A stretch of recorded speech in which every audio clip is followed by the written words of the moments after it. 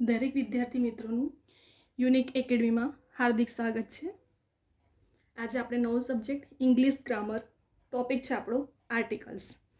બરાબર, કેમ કે આવનારી કોમ્પિટિટિવ એક્ઝામમાં આપણે ઇંગ્લિશ ગ્રામરના પણ સિલેબસમાં છે અને ઘણા બધા સ્ટુડન્ટ્સને ઇંગ્લિશ ગ્રામરમાં બહુ પ્રોબ્લેમ હોય છે.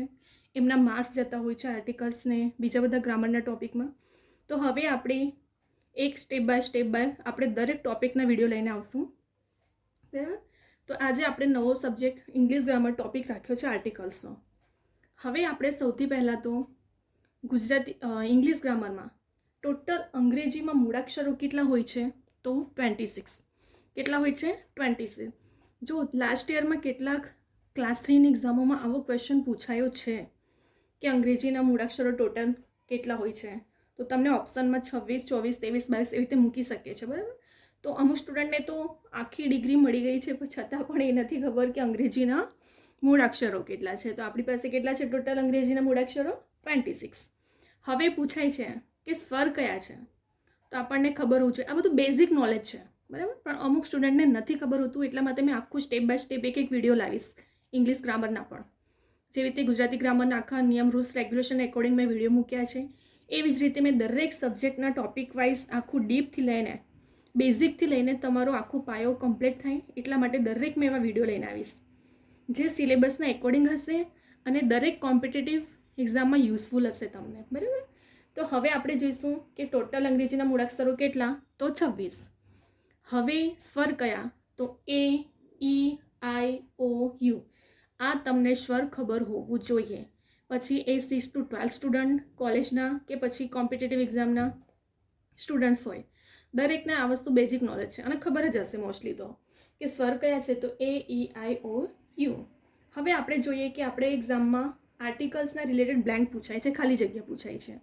બરાબર, આ વિડીયો એવું નથી કે ખાલી કોમ્પિટિટિવ એક્ઝામના સ્ટુડન્ટ માટે ઇમ્પોર્ટન્ટ છે. આ દરેક ક્લાસના સ્ટુડન્ટ માટે, કેમ કે નોર્મલી ગ્રામરનો ટોપિક જ છે અને પૂછાય છે દરેક ક્લાસમાં કે દરેક કોમ્પિટિટિવ એક્ઝામમાં. બરાબર, તો હવે આપણે જોઈએ એ આર્ટિકલ વિશે. હવે જો એ આર્ટિકલનો શું યુઝ થાય છે અને ક્યાં મુકાય છે. સૌથી પહેલાં સામાન્ય જાતિવાચક નામના પ્રથમ અક્ષરનો ઉચ્ચાર વ્યંજન. હવે મેં શું કીધું? આ સ્વર છે A, E, I, O, U. તો આ સ્વર સિવાયના જે પણ ABCDથી એથી લઈને ઝેડ સુધી વ્યંજન છે, બરાબર, એથી ઝેડ સુધી જેટલા પણ વર્ડ છે બાકીના એને વ્યંજન કહેવામાં આવે છે. તો શું કીધું છે અહીં કે સામાન્ય જાતિવાચક નામના પ્રથમ અક્ષરનો ઉચ્ચાર વ્યંજનથી શરૂ થતો હોય અને તે શબ્દ એક વચનમાં હોય. જો યાદ રાખજો, એક વચનમાં હોવો જોઈએ, તો તેની આગળ એ આર્ટિકલ મુકાય છે. બરાબર, ફરી એકવાર આપણે જોઈએ. એક તો સૌથી પહેલાં આપણી સરસ શું છે કે ઉચ્ચાર વ્યંજનથી થવું જોઈએ. બરાબર, ઉચ્ચાર વ્યંજનથી થવું જોઈએ અને બીજું છે કે શબ્દ એક વચનમાં હોવું જોઈએ. તો એ ખાલી જગ્યા કે બ્લેન્કની આગળ આર્ટિકલમાં એ મુકાય છે. હવે આપણે એક્ઝામ્પલ જોઈએ. આઈ એમ બ્લેન્ક છે ડૉક્ટર. તો ચલો, ડૉક્ટર ડી શું છે? આપણો સ્વર નથી, વ્યંજન છે અને એ એક વચનમાં છે, તો બ્લેન્કમાં શું મુકાશે? એ આર્ટિકલ મુકાશે. બરાબર, જો આપણા બંને શરત અહીં પૂરા થઈ ગયા. એક તો શું છે સૌથી પહેલાં કે ઉચ્ચાર વ્યંજનથી છે, બીજો એક વચનમાં છે, તો એ આર્ટિકલ જ મુકાશે. હવે બીજો એક્ઝામ્પલ જોઈએ. You are blank farmer. તો ચલો, ખાલી જગ્યામાં શું આવશે અહીં? ફાર્મર. ફાર્મર શું છે? એક વચનમાં છે અને બીજું શું છે કે એનું ઉચ્ચારણ F એ વ્યંજનથી છે. આ 5 સ્વર છે. એની સિવાયના એથી ઝેડ સુધી જે પણ ABCDના વર્ડથી જો સ્ટાર્ટ થતા હોય તો એને વ્યંજન કહેવામાં આવે છે. તો F એ ફાર્મર એ વ્યંજન છે, F, અને ફાર્મર એ જાતિ વચ્ચે સંજ્ઞાનો એક વચન છે. તો એટલા માટે અહીં એ આર્ટિકલ મુકાય છે. બરાબર, હવે she is blank a teacher. She is ખાલી જગ્યા ટીચર. ચલો, ટી પણ શું છે? આપણો વ્યંજન જ છે અને બીજું એક ટીચરે ટીચર્સ નથી કીધું, ટીચર કીધું છે, તો એક વચન છે, તો અહીં પણ બ્લેન્કમાં એ આર્ટિકલ મુકાશે. તો અહીં આપણો એક ટોપિક કમ્પ્લીટ થઈ ગયો. એ આર્ટિકલ ક્યારે મુકાય છે ધ્યાન રાખજો. એક તો ટોટલ 26 આપણા મૂળાક્ષરો છે. સ્વર કયા? તો A, E, I, O, U. અને આ સ્વર સિવાયના જેટલા પણ એથી ઝેડ સુધી આવશે એ વ્યંજન કહેવામાં આવે છે. એ આર્ટિકલ ક્યારે મુકાય છે? એક તો સૌથી પહેલાં તો જાતિવાચક નામના પ્રથમ અક્ષરનો ઉચ્ચારણ છે. ઉચ્ચારણ જોજો, કેમ કે આગળ એવા મેં બ્લેન્ક પણ લાવીશ ને જેથી તમને ઉચ્ચારણમાં પણ તમને બીજું હશે પણ તમે કહેશો કે મેં આ તો ઉચ્ચારણ આ રીતે છે પણ આ રીતે એને, તો એ પણ મેં તમને ધીરે ધીરે બાય સ્ટેપ સમજાવીશ.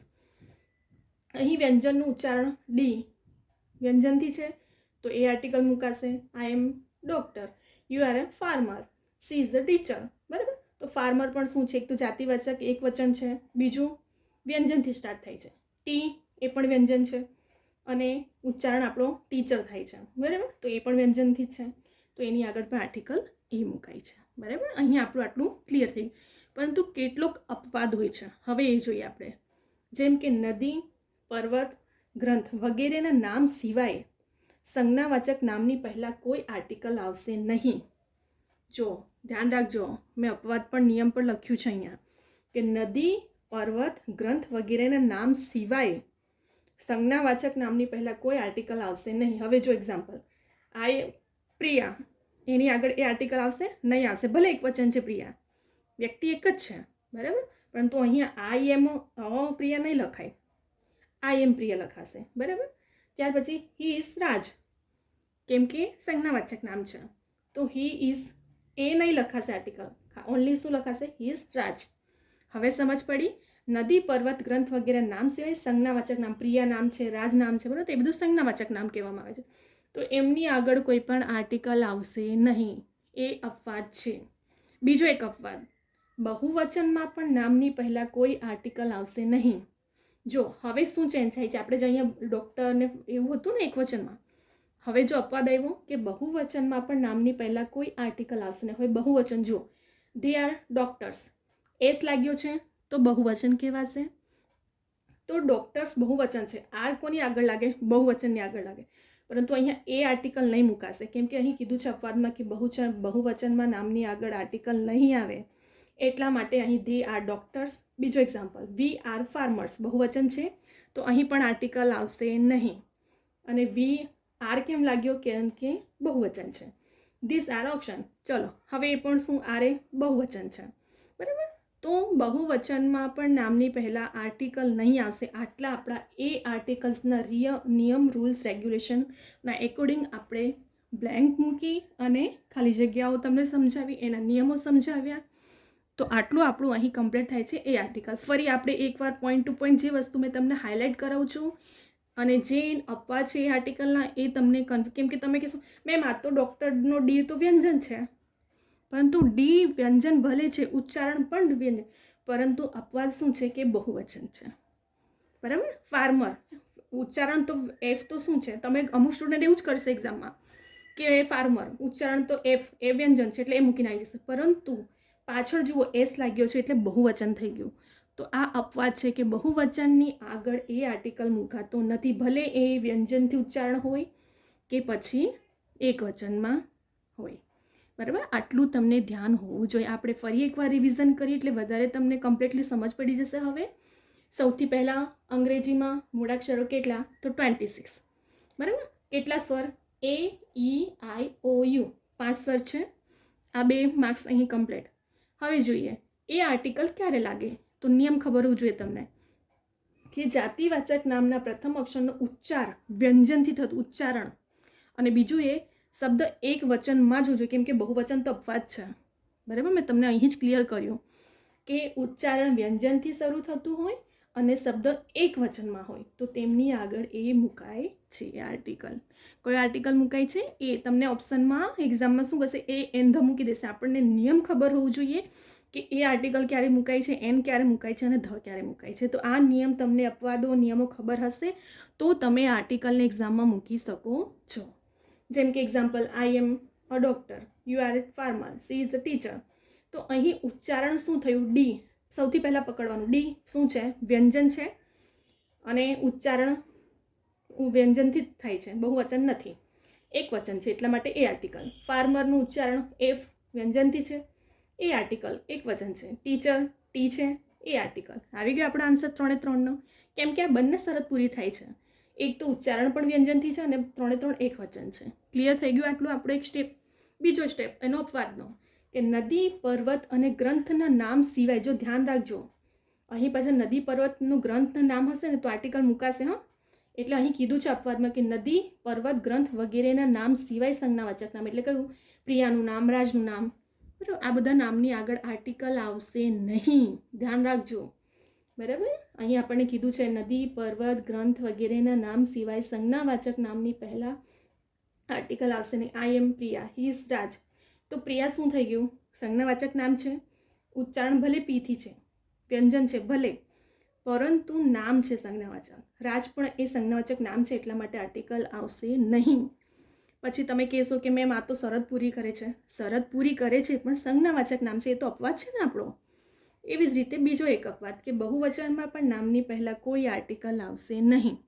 હવે બહુવચનમાં એટલે ધે આર એ ડૉક્ટર્સ, ભલે તમે ડી જ ઉચ્ચારણ છે, પરંતુ અપવાદ તો છે ને કે બહુવચન છે. જો પાછળ એસ લાગ્યો છે અને ડૉક્ટર્સ એટલે આર આગળ મુકાય. વી આર ફાર્મર્સ, તો બહુવચનમાં છે ફાર્મર, ભલે ઉચ્ચારણ એનું એફ એ વ્યંજનથી છે, પરંતુ એની શરતો, નિયમો અને અપવાદો પણ ધ્યાનમાં રાખીને આર્ટિકલ્સ મૂકવામાં આવે છે.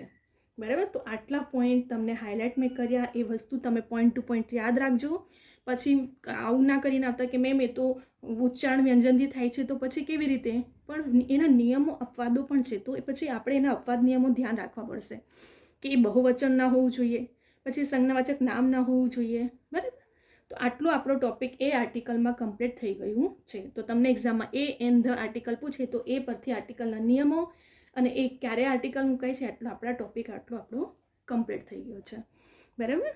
તો વિદ્યાર્થી મિત્રો, અહીં આપણે એ આર્ટિકલ્સના કમ્પ્લીટ રૂલ્સ, નિયમો, એક્ઝામ્પલ સાથે મેં તમને સમજાવી દીધું છે.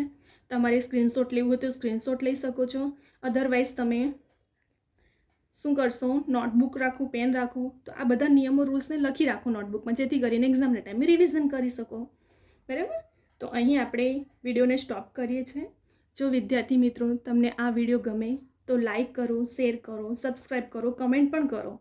જો કોઈ કન્ફ્યુઝન પૂછવું હોય તો મારી કવિતા યુનિક એકેડમી ઇન્સ્ટાગ્રામની આઈડી છે, એમાં તમે પૂછે કોઈ પણ ક્વેરી હોય મને એક્ઝામના રિલેટેડ તો પૂછી શકો છો. બરાબર. તો અહીં આપણે આપણો એ આર્ટિકલ્સ ગ્રામરનો કમ્પ્લીટ થઈ ગયો છે. બીજા બધા સ્ટુડન્ટ્સને પણ શેર કરો, જેથી તમને એમને જો કન્ફ્યુઝન હોય કે આર્ટિકલ એટલે ફક્ત વ્યંજન, પરંતુ નિયમના અપવાદો પણ હોય છે, તો એ પણ એમને પણ ક્લિયર થાય અને દરેક સ્ટુડન્ટ સુધી આ વિડીયો પહોંચે એવી મારી હોપ છે. બરાબર. લાઈક કરો, કમેન્ટ કરો. જુઓ છો, અમુક સ્ટુડન્ટ જુએ છે તો લાઈક પણ કરો, કમેન્ટ પણ કરો. બરાબર. કોઈ ક્વેરી હોય તો મને કવિતા યુનિક એકેડમી ઇન્સ્ટાગ્રામની આઈડી પર પણ પૂછી શકો છો.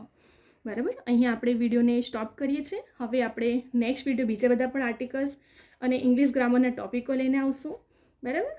કેમ કે આપણે અને મેં એવા જ વિડીયો લાવીશ કે જે તમારા એક્ઝામના રિલેટેડ હશે, એક્ઝામના સિલેબસના રિલેટેડ હશે અને જે તમને પ્રિલિમ અને મેન બંનેમાં કામ લાગશે. કેમ કે આપણે ડબલ મહેનત કરવી એના કરતાં સ્માર્ટ પ્રિપરેશન કરવી વધારે ઇમ્પોર્ટન્ટ છે મેરિટમાં આવવા માટે. બરાબર. કેમ કે પ્રિલિમ પછી મેન માટે બહુ ટાઈમ નથી હોતો, તો પછી એવી પ્રિપરેશન કરું કે જે તમને લાઈફ ટાઈમ ઓથેન્ટિક આપણા નિયમો, રૂલ્સ, રેગ્યુલેશન શું કહે છે એને નિયમને સમજો, ગોખો નહીં કે મોઢે ના કરો, ફક્ત એના નિયમોને સમજો અને એ પ્રમાણે આપણે પ્રિપરેશન કરશું તો જરૂર આપણે સક્સેસફુલ થશું અને આપણે ગવર્મેન્ટ જોબ લઈ શકીએ છીએ. બરાબર. તો અહીં આપણે વિડીયોને સ્ટોપ કરીએ છીએ. હવે આપણે નેક્સ્ટ વિડીયો સાથે બીજા બધા ટોપિક પણ ઇંગ્લિશ ગ્રામરના લઈને આવશું. કેટલા બધા સ્ટુડન્ટને હજી નથી ખબર હોતા રૂલ્સ, રેગ્યુલેશન, બરાબર, આર્ટિકલ્સના નથી હોતા. આપણા દરેક કોમ્પિટેટિવ એક્ઝામમાં ઇંગ્લિશ ગ્રામરનો તો ટોપિક છે, 15-20 માર્કના તો હોય જ છે. તો પછી આપણે માર્ક્સ ના જવા દઈએ, એ આપણે થોડી હાર્ડ પ્રિપરેશન, કમ્પ્લીટલી પ્રિપરેશન અને સ્માર્ટ પ્રિપરેશન કરીએ, એ બહુ મેટર કરે છે. બરાબર. બીજા બધા બુકો લાવીને ગોખવું, મોડે કરવું, બ્લેન્કને બહુ ઇમ્પોર્ટન્ટ, એ બધી વસ્તુને તમારે મેટર કરે છે કે તમે પ્રિપરેશન તો બધા કરે છે, પરંતુ તમે કેવી પ્રિપરેશન કરો છો. બરાબર. કોઈ 24 કલાક પણ રીડિંગ કરે છે અને કોઈ 3-4 કલાક રીડિંગ કરીને પણ સિલેક્ટ થતા હોય છે. તો ફરક શું હોય છે બંનેમાં? ફરક એ હોય છે કે સ્માર્ટ પ્રિપરેશન કરે છે. બરાબર. અને આપણે પણ એવી જ રીતે પ્રિપરેશન કરવાની છે કે જેથી કરીને દરેક ટોપિક્સ કવર થાય અને સિલેબસના એકોર્ડિંગ પ્રિલિમ, મેન બંનેમાં કામ લાગશે. અને આ વિડીયો ફક્ત કોમ્પિટેટિવ એક્ઝામ નહીં, દરેક સ્ટુડન્ટને યુઝફુલ છે. બરાબર. એ દરેક સ્કૂલના students, 1st to 12th college કે પછી કોમ્પિટેટિવ એક્ઝામના દરેક સ્ટુડન્ટ માટે આર્ટિકલ ઇમ્પોર્ટન્ટ છે. બરાબર. તો અહીં આપણે વિડીયોને સ્ટોપ કરીએ છીએ.